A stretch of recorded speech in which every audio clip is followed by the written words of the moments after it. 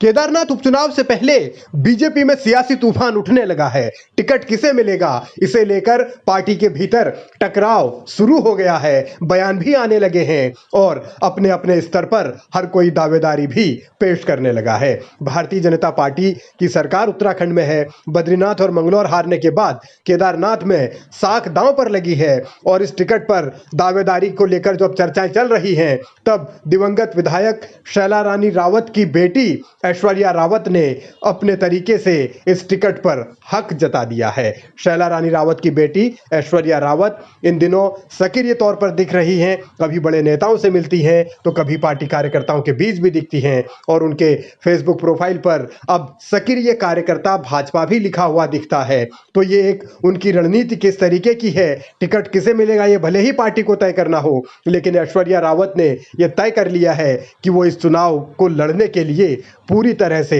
तैयार हैं। उनका एक बयान चर्चा का सबब बना हुआ है। उन्होंने कहा है कि केदारनाथ उपचुनाव के लिए मैंने पार्टी से टिकट मांगा नहीं है, इस टिकट पर मेरा हक है। यानी वो अपना अधिकार जता रही हैं, क्योंकि उनकी माताजी शैला रानी रावत यहाँ से विधायक थीं और बीमारी के बाद उनका निधन हुआ। तो अब ऐश्वर्या रावत को लगता है कि पार्टी को उन्हें टिकट देना चाहिए। और इसी सीट पर दूसरी दावेदार हैं बीजेपी की महिला मोर्चा की अध्यक्ष, जो कि पहले भी यहां से विधायक रह चुकी हैं, आशा नौटियाल। और वो उनको भी ये लग रहा है कि शायद पार्टी एक बार फिर उन पर भरोसा जताए।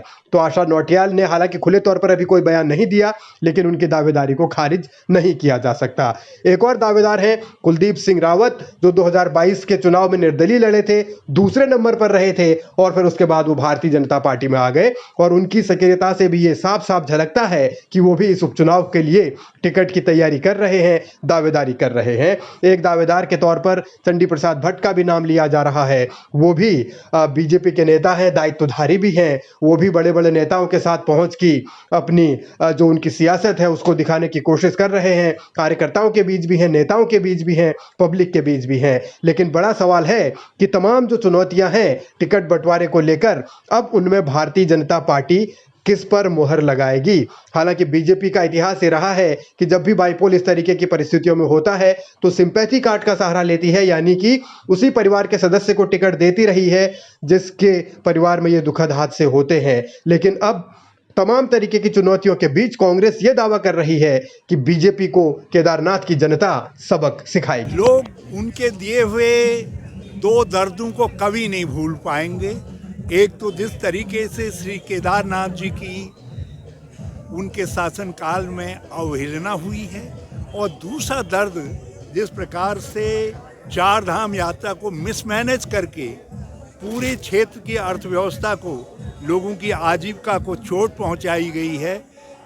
मुझे अफसोस है कि उसके लिए दंडित होंगे श्री पुष्कर सिंह धामी, और श्री केदारनाथ में कांग्रेस की जीत होगी, शानदार जीत।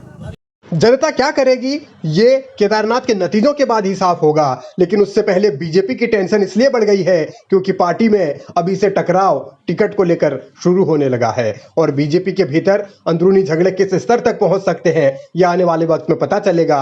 हालांकि बीजेपी अनुशासित पार्टी होने का दावा जरूर करती है, लेकिन जब बात टिकट की हो तो हर कोई अपने तरीके से दावेदारी करने से पीछे नहीं हटता।